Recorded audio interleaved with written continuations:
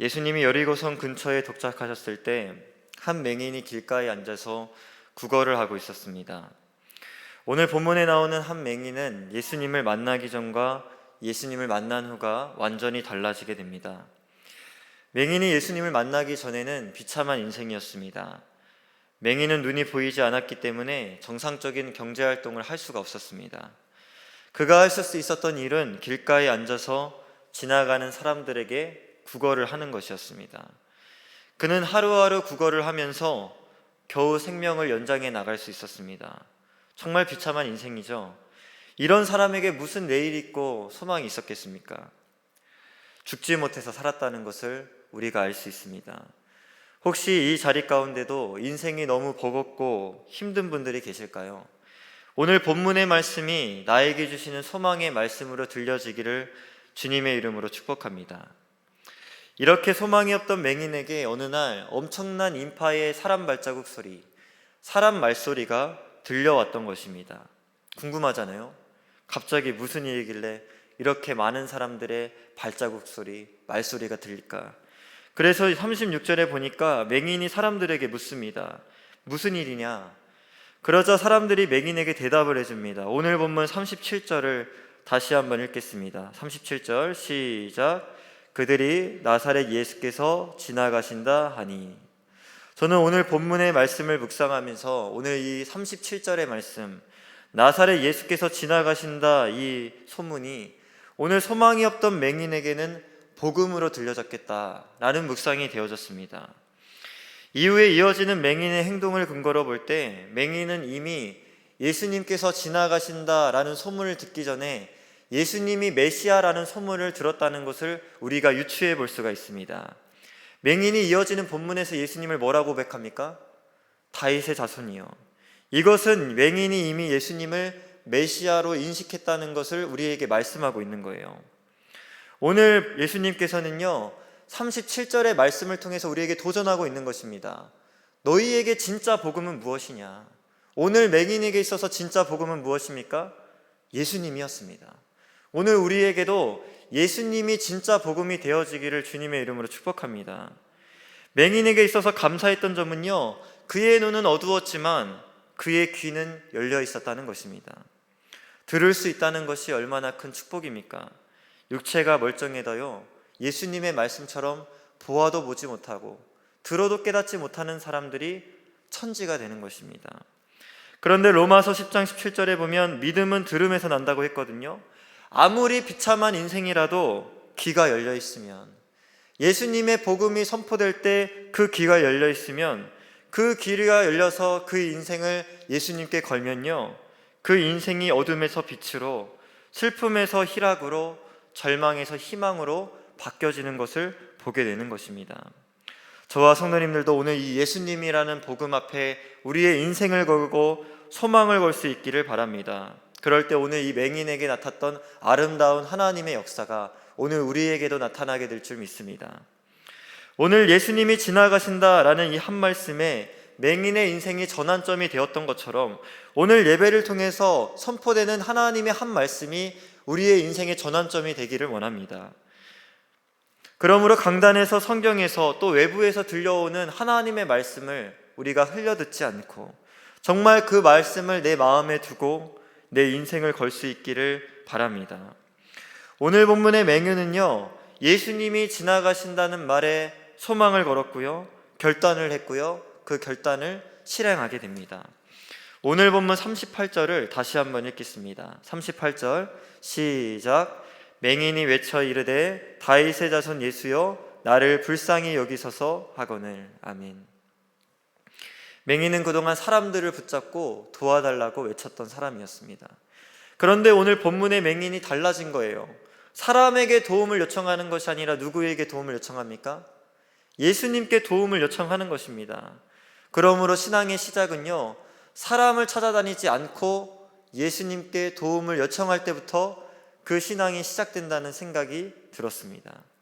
맹인은 예수님을 향해서 외쳤습니다. 다윗의 자손 예수여 나를 불쌍히 여기소서. 맹인이 예수님을 다윗의 자손으로 불렀다는 것은요 예수님이 하나님께서 구약에 예언하셨던 바로 그 메시아입니다 라고 고백했다는 것과 같다는 것입니다. 많은 사람들이 예수님이 다윗의 자손으로 태어났지만 예수님을 인정하지 않았습니다. 예수님을 거부했습니다. 그런데 놀랍게도요, 눈이 보이지 않은 맹인은요, 예수님의 정체를 정확하게 알았다는 거예요. 다윗의 자손 예수여, 나를 불쌍히 여기소서. 맹인은 그동안 예수님에 대한 모든 소식을 종합해 봤을 때, 야, 이분이야말로 메시아다, 정말 나를 구원할 수 있는 분이라고 믿었다는 것입니다. 로마서 10장 9절에 보면 내 입으로 예수를 주로 시인하고 마음에 믿으면 구원을 받는다고 했습니다. 오늘 본문의 맹인이 예수님으로부터 구원을 받을 수 있었던 결정적인 이유는 예수님의 메시아 되심을 입으로 시인하고 마음으로 믿었기 때문입니다. 오늘 우리에게도 이와 같은 고백, 믿음의 고백이 있기를 바랍니다. 정말 예수님만이 나의 구원자입니다. 예수님만이 나의 인생을 끌어갈 수 있습니다 라고 고백할 수 있는 저와 성도님들 되시기를 바랍니다. 그런데 우리에게 이런 믿음이 있다고 해서 끝나는 것이 아닙니다. 오늘 본문에 보는 것처럼 우리가 그런 믿음을 갖고 있으면 우리의 신앙생활에는 늘 방해꾼이 생기게 됩니다. 오늘 본문 39절을 다시 한번 읽겠습니다. 39절 시작. 앞서가는 자들이 그를 꾸짖어 잠잠하라되 그가 더욱 크게 소리질러 다윗의 자손이여 나를 불쌍히 여기소서 하는지라. 아멘. 맹인이 예수님을 향해서 막 소리를 치니까요, 그 주변에 있던 사람들이 뭐라고 합니까? 조용히 하라고 꾸짖는 거예요.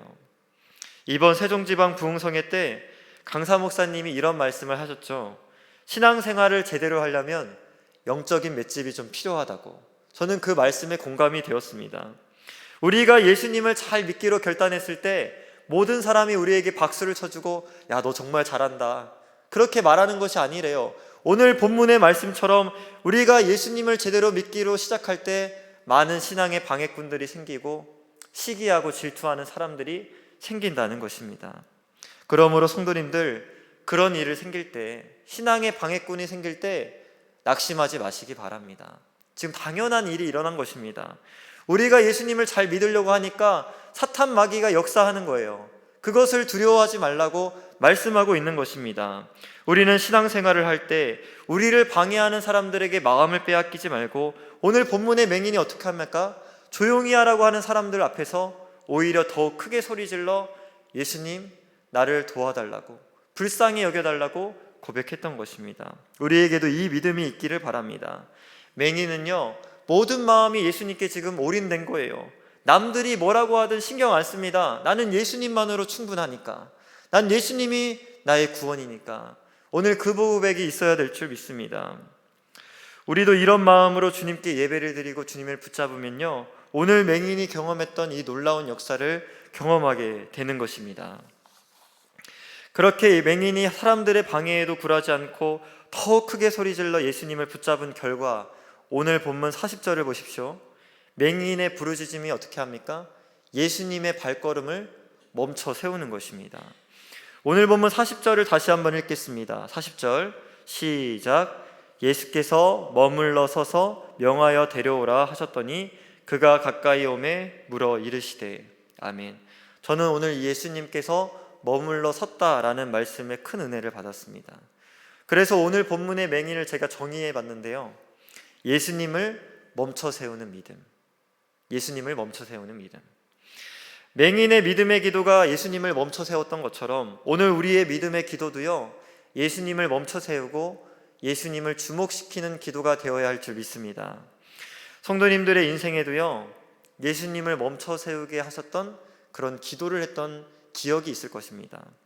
저에게도 그런 순간들이 있는데요, 온 집에 빨간 딱지가 붙고 불이 꺼진 방 안에서 아침부터 저녁까지 레스토랑에서 녹차가 되도록 일을 한 다음에 밤에 잠을 자려고 집에 들어온 거예요. 근데 잠이 안 옵니다. 내 인생이 깜깜하고 내 미래가 안 보이는 거예요. 그래서 그 자리에 무릎을 꿇고 정말 주님 앞에 눈물을 흘리면서 간절히 기도했던 순간이 있습니다. 그때 어떤 기도를 했냐면요, 주님 나 좀 살려주세요. 주님 나 좀 살려주세요. 이 기도밖에 안 나왔어요. 근데 그때 그 기도가요, 이런 역사를 가져올진 전 몰랐습니다. 가정의 모든 빛을 해결하고 난 다음에 알게 된 거예요. 야, 그때 그 기도가 예수님을 멈춰 세웠던 기도였구나. 성도님들에게도 그런 순간의 기도가 있으신 줄로 믿습니다. 혹시 이 자리에 정말 내 힘으로 도저히 해결할 수 없는 문제를 만났을 때 영적인 깊은 슬럼프에 빠진 성도님들이 계신다면 오늘 이 맹인처럼 주님, 저는 주님밖에 없습니다, 주님이 나를 살려주셔야 됩니다 라는 믿음의 고백을 오늘 이 자리에서 하시기를 주님의 이름으로 축복합니다. 그렇게 드려진 기도가 오늘 예수님을 멈춰 세운다는 것입니다. 이어지는 말씀을 보시면 멈춰 서신 예수님께서 맹인에게 질문을 하시죠. 내가 무엇을 하여 주기를 원하느냐 라고 물으십니다. 예수님이 맹인의 소원을 모르셨을까요? 예수님은 마음을 깨트려 보시는 분입니다. 이미 맹인의 소원이 뭔지 아셨습니다. 아, 얘가 눈을 뜨길 원하는구나. 그런데 굳이 왜 맹인에게 또 물어보십니까? 저는 주님께서 맹인의 믿음의 고백을 받길 원하셨구나 라는 묵상이 되어진 겁니다.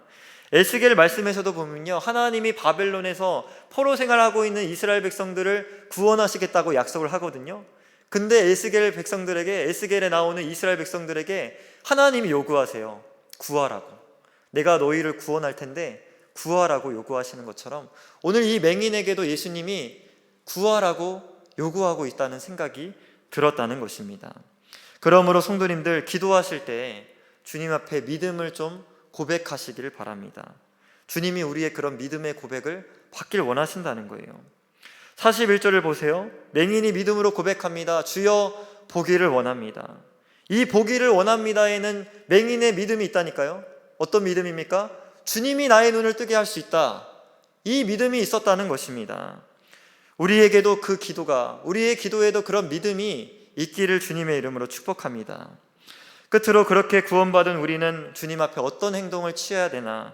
오늘 본문 43절을 마지막으로 읽겠습니다. 43절 시작. 곧 보게 되어 하나님께 영광을 돌리며 예수를 따르니 백성이 다 이를 보고 하나님을 찬양하니라. 아멘. 오늘 본문에 눈을 뜬 맹인의 행동이 우리의 행동이 되어야 합니다. 우리가 예수님을 믿고 구원받고 기도가 응답되고 아름다운 하나님의 역사를 경험했을 때 우리는 뭘 해야 됩니까? 하나님께 영광을 돌리고 예수님을 따라가라고 오늘 도전하고 있습니다. 지금도 많은 사람들이 예수님을 믿고 예수님께 기도 응답되어서 많은 영적인 체험들을 하고 있습니다. 그런데 기적 뒤에 주님을 따라가는 사람은 많지 않다는 생각이 든 거예요. 치유의 은사를 가진 사역자들, 우리 담임 목사님을 포함해서 은사자들이 고민하는 부분이 여기에 있습니다. 치유의 역사가 나타났어요. 근데 하나님께 영광을 돌리는데 예수님은 따라가지 않는 거예요. 그 얻은 건강을 가지고 다시 세상으로 돌아가는 모습을 볼 때 은사자들이 내가 하는 이 치유 사역이 맞을까? 고민이 된다는 거예요. 오늘 예수님도 고민되지 않았을까요? 본인이 치유 사역을 하고 다니는데 정작 그들이 예수님을 따라오지 않을 때 오늘 우리는 예수님을 따라갈 수 있는 믿음이 있기를 바랍니다. 누가복음 17장에서도요 10명의 나병 환자가 예수님께 고침을 받고 누구만 따라왔습니까? 한 명의 사마리아 사람만 예수님께 돌아와서 감사를 표현했다는 것입니다. 오늘 우리를 좀 점검해 봤으면 좋겠어요. 우리가 그동안 신앙생활 하면서 많은 응답을 받고 구원을 받았는데 정말 하나님께 합당한 영광을 돌렸는가? 내가 예수님을 제대로 따라가고 있는가?